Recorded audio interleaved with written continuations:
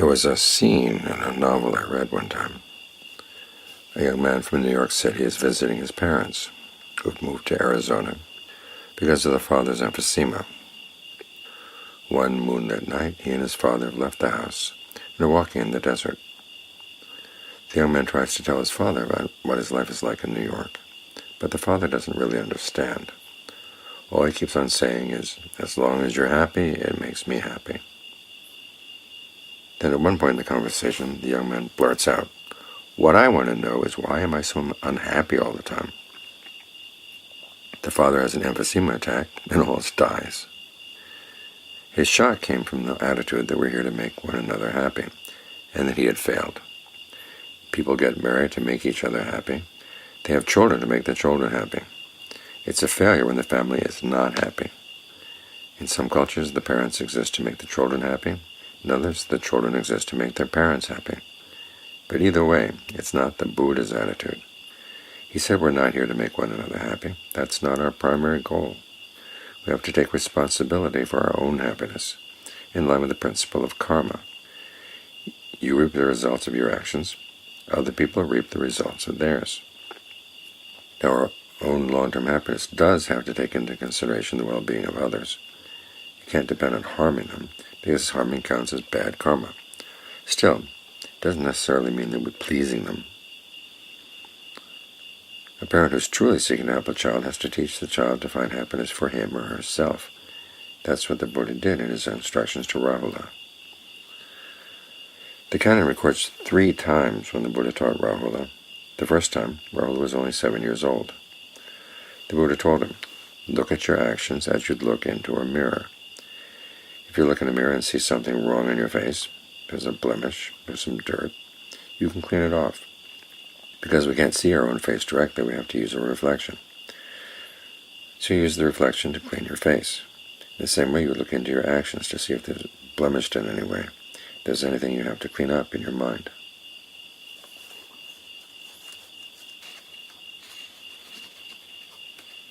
The first thing you look at is your intention before you act, to make sure you're not going to afflict anyone with the action you plan. You take responsibility for it. The question is, this action that I plan to do, by body, speech, or mind, is it going to cause affliction to myself, to others, or to both? If you foresee any affliction, you don't do it. If you don't foresee any affliction, you can go ahead and do it. But then as you're doing it, you watch the results the action gives rise to. If you see that you are afflicting someone, you're afflicting yourself, you're afflicting others, you take responsibility for that. You stop. If you don't see any affliction, you continue. Then when the action is done, you're not yet done. You have to look at the long-term results of the action. If you see that you caused any affliction, then you talk it over with someone more advanced in the path. Then you resolve not to make that mistake again. If you don't see any affliction, take joy in the fact that you're advancing your training, and take that as encouragement to continue to train even further. This is the Buddha's first gift to Rahula, showing him how he can use his own actions as a means to learn to find happiness, how to take responsibility for making himself happy. There's a second set of instructions when Rahula is about to learn meditation. The first lesson is, notice the elements in the body, earth, water, wind, fire, and then make your mind like them. Make your mind like earth. People throw disgusting things on the earth, but it doesn't recoil. Make your mind like wind. Wind blows trash around, but it's not disgusted by the trash. Water is used to wash disgusting things, but the water isn't repelled by them. Fire burns trash, but it's not disgusted by the trash.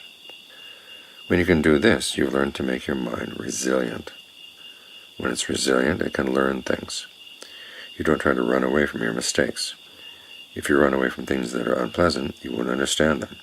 Yet those are precisely the things we need to learn from. After all, we're here to learn about suffering.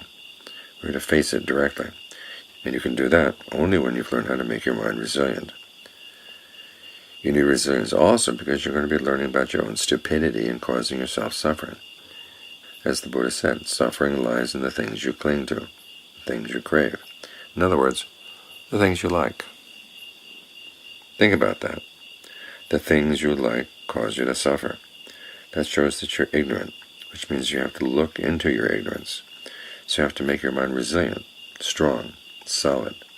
That's what we have to do as we meditate.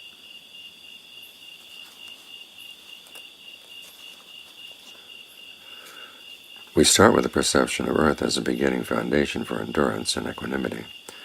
But we need to give the mind a more solid foundation than just a perception by getting it deeper into concentration.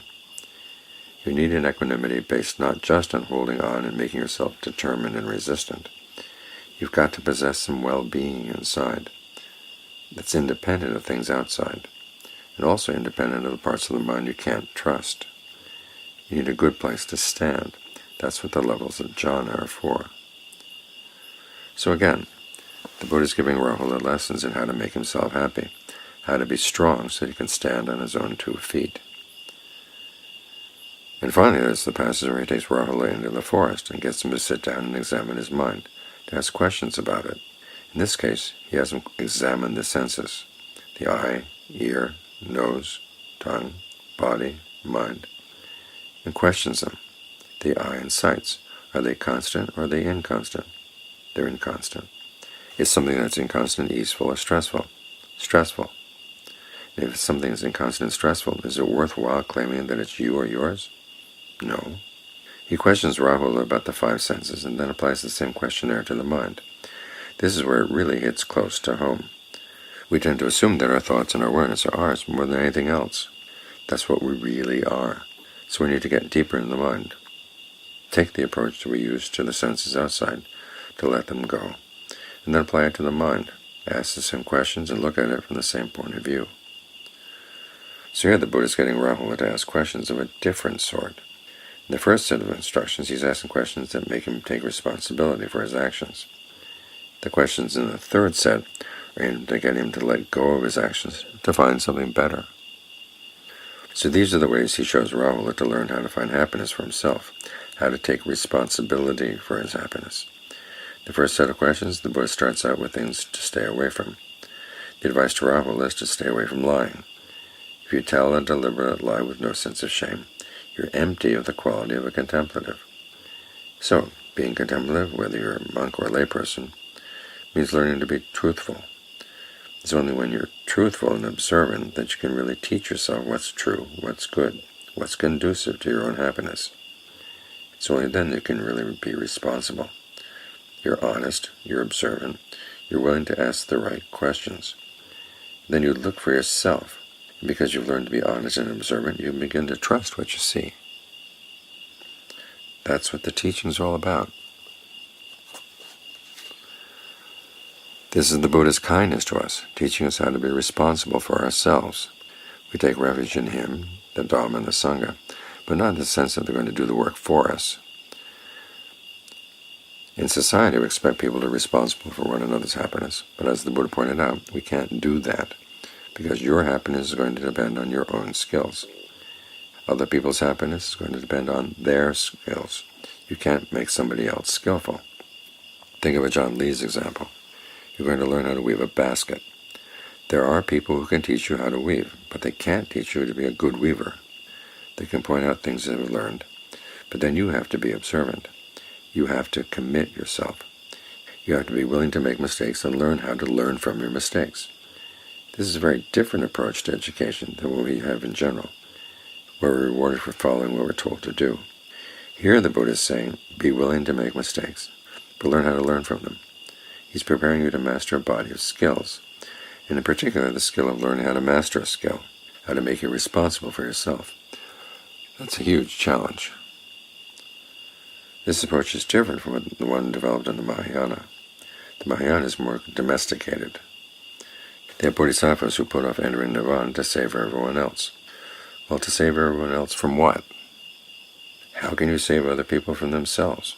How do you save them from their lack of skill? You can't pick them up and carry them away. They have to learn how to be responsible for learning to be skillful. It's up to them. So our responsibility for one another goes only this far. In our search for happiness, we want to make sure we don't cause affliction to others. We don't try to cause harm to anybody. Remember what the Buddha said about how you cause other people harm. It's when you get them to break the precepts, get them to give rise to greed, aversion, and delusion in their minds. You avoid that. You help yourself by observing the precepts and getting rid of greed, aversion, and delusion in your mind. That's how far our responsibilities go. When we try to extend them beyond that, it all gets very vague and blurry. It sounds ideal, but it's really hard to implement.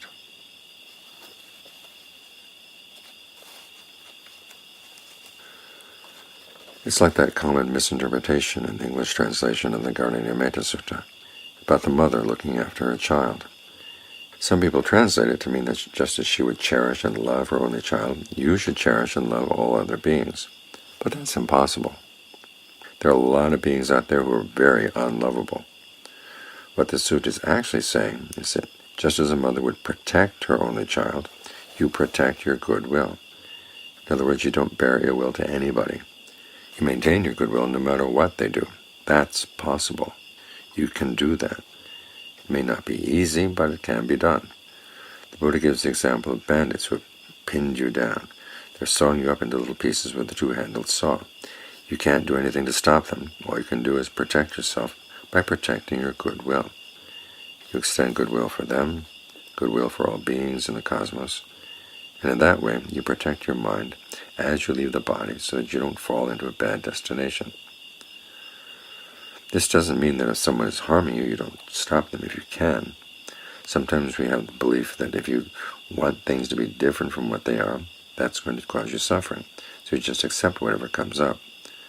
The Buddha doesn't have you accept everything that comes up. If someone is harming you, and you can stop them without breaking the precepts, you go ahead and stop them. This does mean, though, that if you want to figure out the best way to do it, you've got to get your anger under control. You breathe through the way you've been breathing to calm it down. You talk to yourself in new ways that don't aggravate the anger. You try to hold skillful images in mind about the ways you're relating to the other person. Instead of seeing the other person as a monster, remind yourself that you need to see the goodness in that other person. And if they have any, it's a motivation not to overreact, or to react in stupid or irresponsible ways. When you can see the situation is bad, and if you can change it, if you do. When you see the situation is bad, if you can change it, you do. You don't just accept things as they are. You accept that there are potentials for change, and you accept the fact that you're going to see them clearly only when you get your mind under control. Remember the image of making your mind like earth. Try to make your mind strong every second, so you can really see what needs to be done. When you can make a change for the good, go ahead and do it. Look at the Buddha himself. If he just accepted where he was, he would have stayed in the palace. But he wanted to make a change, first in himself, and then in the world at large. He wanted this to be a world in which the Dhamma was available, where people could learn how to find happiness for themselves and pass on that knowledge to others. It took a lot of work, but it did change the world. So take him as an example. When we say that our responsibility is for our own happiness, we're not saying that we can't change things outside to help others. It's just that we have to be responsible for our actions for the sake of our own happiness, just as they have to be responsible for theirs. Just be careful to see what kind of changes really do give rise to true happiness. So be responsible, be honest, observant, as in the Buddha's first lessons to Rahula. Be resilient. Those lessons are important. Everything else the Buddha taught is based on them, so take those lessons to heart.